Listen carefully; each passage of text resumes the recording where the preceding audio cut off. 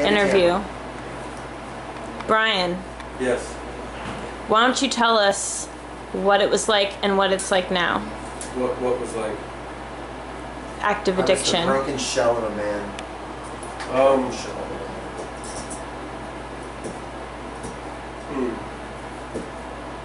Active addiction was like, I don't know what it's like, but for me it was using puddles of water on the side of the street to fill my rig up and shooting it in my arm, and not taking showers every day, wearing the same clothes every single day for over a month straight at a time, begging for money, living in abandoned houses, and forgetting that I had children. For like 2.5 years I forgot I had kids. And then I saw a kid that looked like my son, and I thought he was my son, but I was like 3,000 miles away from my kid. And then I realized, like, wow, I have children.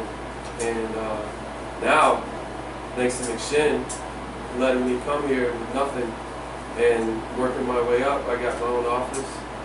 I work, and they're teaching me how to live. So it's good, man. Have you ever been to treatment before? So what do you like about peer-to-peer recovery? Like, how has being around other addicts in recovery helped you? It's awesome because when you come here, there's always people that have been here longer than you have and who know what I'm going through and what I've been through, and I go to them for help. Like Cricket was in the house, and I just say, Cricket, I'm going through this, I need help. He's like, well, I know exactly how you feel. I was there, I felt the same way, and this is what I did. And then I usually do what I'm told, or say whatever somebody else did and succeeded, that's what I do, because anything that I choose to do for myself usually ends with me back up, picking up dirty needles off the ground. And they said to change everything, and so how I've changed everything is by one action at a time.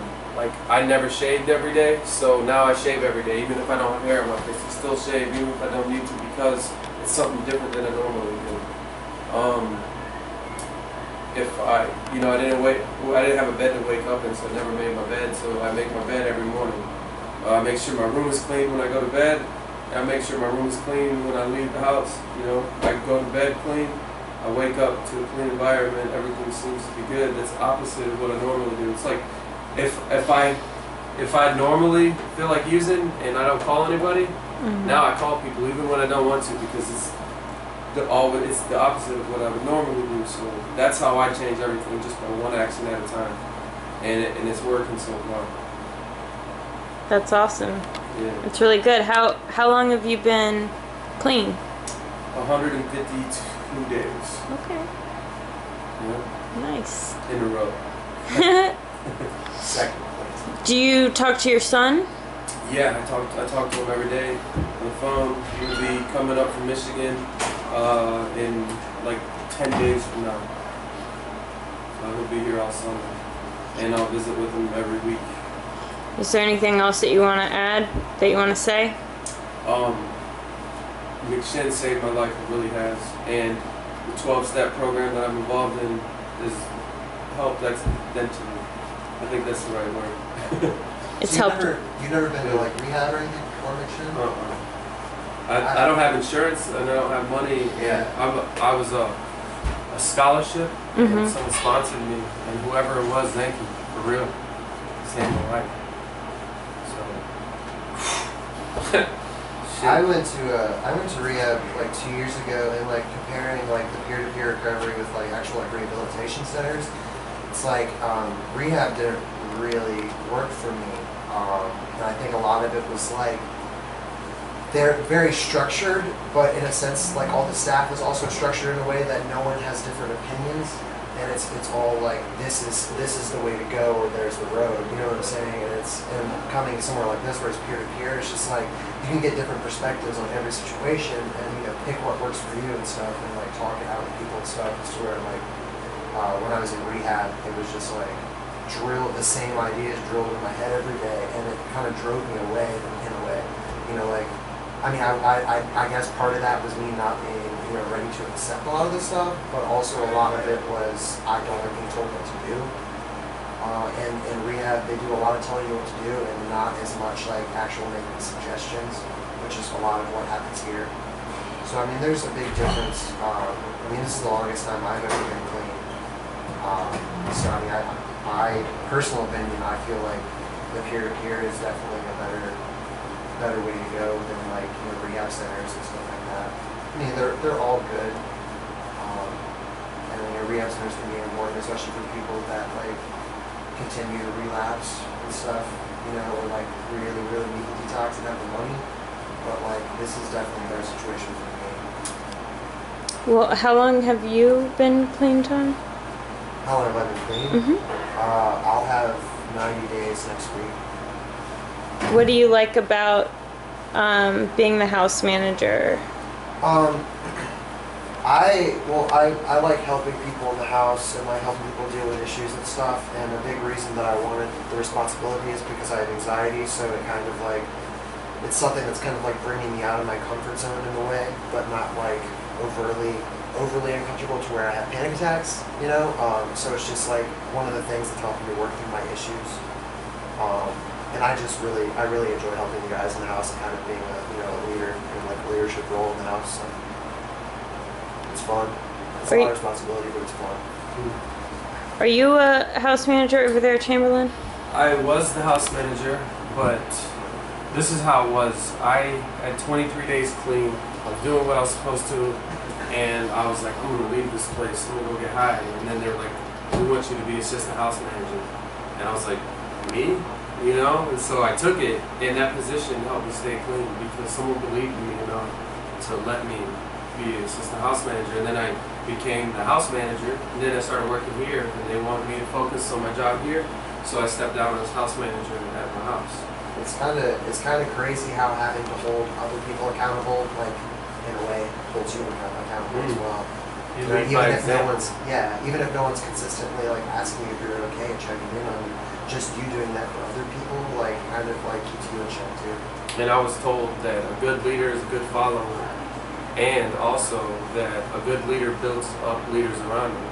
So the people that, you know, I the peer leader over, I tried to have them do the stuff that I did to get where I'm at, so that one day they could be here in this position and stay clean, because staying clean is the most important thing for any of us. That comes first. Let me ask you a question, Tom. What do you think are like some of the reservations that you might have, or like potential barriers to your recovery or to you staying clean? Reservations are hard to recognize for me for sure. I know the last time I tried to get clean, like 2 years ago, I had a lot of reservations. And relapsing kind of broke a lot of those for me. So I'm not sure if I can think of any that I have currently. I'm sure I have them, but well, like what was your reservation that you acted out on last time? Before, it was not believing in the program, and I guess a lot of that is me convincing myself that I'm different and that I'm not, you know, an addict in a way. Like I thought I could, like, for instance, like when I relapsed, I thought I could drink socially and not go back to hard drugs, and I was dead wrong about that. Mm-hmm. But yeah, I mean, that was just one of them. There were many. I guess barriers at this time, like being in recovery, would be just staying focused on, you know, what I need to be focused on, because I get distracted really easily and can become complacent.